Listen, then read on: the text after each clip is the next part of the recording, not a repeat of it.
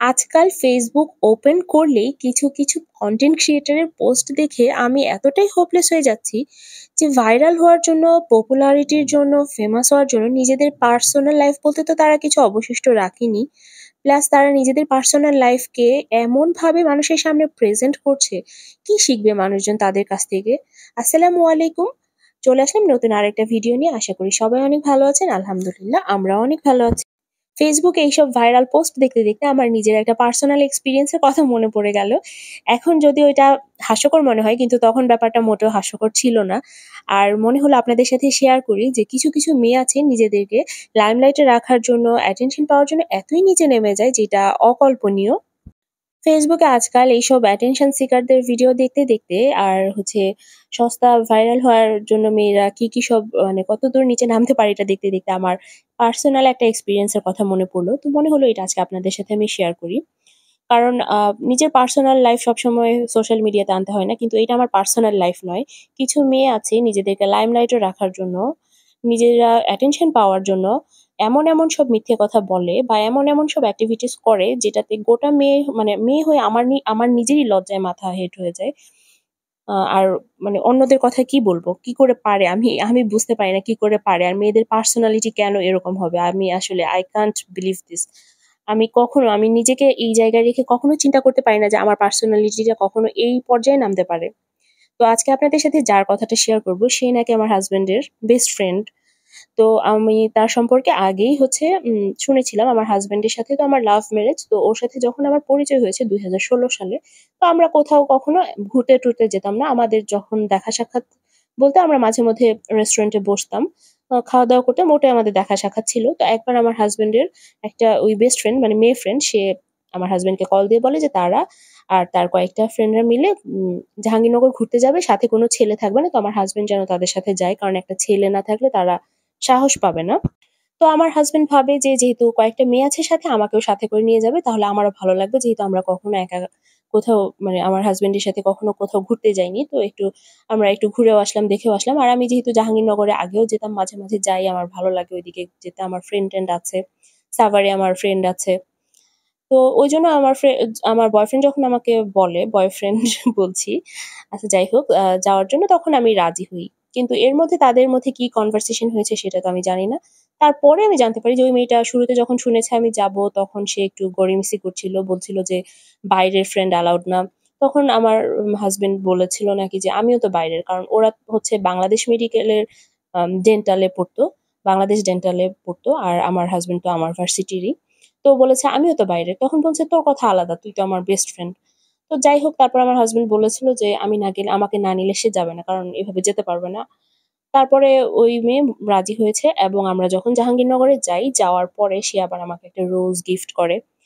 তো আমি তো ভালোভাবেই নিয়েছি ব্যাপারটা। যাই হোক, তারপরে আমরা রিক্সায় করে আ জায়গাগুলোর নাম আসলে আমি ভুলে গেছি, অনেক বছর আগেকার কথা। তো একটা জায়গায় যাই, ওখানে যেয়ে আমরা বসি-টসি। তো আমি জানতে পারি মেয়েটা হচ্ছে প্রেগন্যান্ট, ৫ মাসের প্রেগন্যান্ট। তো আমার হাসব্যান্ড এসে আমাকে বলে যে ওর লাইফে অনেক প্রবলেম চলছে। আমার হাসব্যান্ডের সাথে ও কিছু কথা শেয়ার করতে চায়।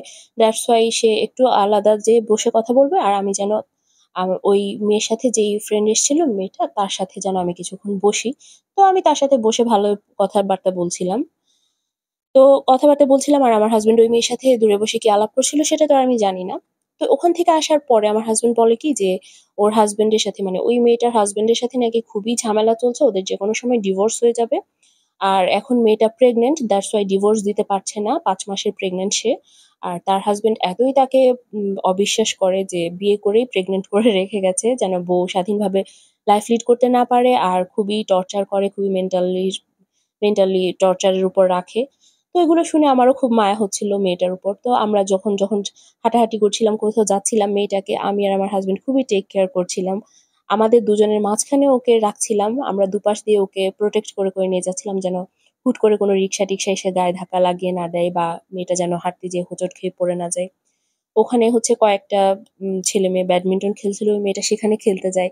আমি আবার তাকে খেলতে দিই না যে, "আপু আপনি এই টাইমে কেন ব্যাডমিন্টন খেলবেন?" আমি আবার জিজ্ঞেস করেছিলাম, "আপু কয় মাস চলছে?" তখন কেমন যেন একটু মানে ঘাবড়ে গিয়েছিল। ঘাবড়ে যেয়ে বলল, "৫ মাস।"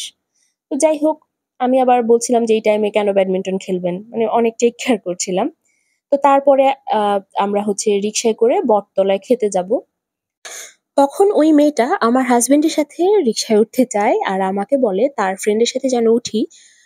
কারণ সে আমার হাসব্যান্ডের সাথে আরো কিছু পার্সোনাল কথা শেয়ার করতে চায়। তার কিছু পার্সোনাল প্রবলেম চলছে। তো আমি সেখানে একটু সিনক্রিয়েট মানে আমার হাসব্যান্ডকে তখন আমি কিছু কথা বলি। তারপরে সে হচ্ছে ওই মেয়ের সাথে রিক্সায় উঠে না। এখন আমি প্রেজেন্ট থাকা অবস্থায় আমার চোখের সামনে আমার হাসব্যান্ড অন্য একটা মেয়ের সাথে রিক্সায় উঠবে আর আমাকে অন্য আরেকজনের সাথে রিক্সায় উঠতে বলবে। সেটা নিশ্চয়ই আমি কখনো অ্যালাও করব না। তো যাই হোক এরপরে হচ্ছে আমরা যখন চাটা খেতে বসি বিকাল বেলায়, সেই মেয়ে একা যে পুকুর পাড়ে বসে থাকে সে আমাদের ধারের কাছে বসে না। মানে কেমনই যেন অন্যরকম বিহেভ করছিল। তো বাসায় আসার পরে আবার সে আমার হাসব্যান্ড খোঁজ নেয় সে বাসায় পৌঁছেছে কিনা, বলে যে সে এই অবস্থাতেই ৯ তলায় একা মানে সিঁড়িতে করে উঠেছে। তার এত কষ্ট সবকিছু। তো সবকিছু শুনে মায়াই হয়। তো তার কিছুদিন পরে আমি জানতে পারি যে মেয়েটা অ্যাকচুয়ালি প্রেগন্যান্ট ছিলই না এবং সে তার কিছুদিন পর তার হাসব্যান্ডের কাছে দেশের বাইরে চলে যায় এবং এখন সে দেশের বাইরেই আছে। আর সে এটা নাকি ফান করে বলেছিল যে কোনো মেয়ে ফান করে নিজেকে ৫ মাসের প্রেগন্যান্ট বলতে পারে, নিজেকে অ্যাটেনশন পাওয়ার জন্য নিজের হাসব্যান্ড সম্পর্কে এইসব কথা বলতে পারে। সেই মেয়েকে নিয়ে আর কিছু বলার নেই আসলে। আমি নিজে আমার হাসব্যান্ডের আইডিতে ঢুকে ওই মেয়েটাকে ব্লক করে দিয়েছি। তো এই ছিল আমার কাহিনী। আর আজকে আমি রান্না করেছিলাম পালাক পনির। আর ইন্ডিয়ান এই পালাক পনিরের রেসিপিটা আপনারা কে পছন্দ করেন আমাকে অবশ্যই জানাবেন। আর তার আগে আমি যে ভাজা জিরের গুঁড়োটা তৈরি করি সেইটা দেখিয়েছিলাম ভিডিওতে কিভাবে আমি জিরের গুঁড়োটা তৈরি করি। তো আজকের ভিডিওটা এই পর্যন্তই। ভালো লাগলে লাইক, কমেন্ট, শেয়ার করে পাশে থাকবেন। আল্লাহ হাফেজ।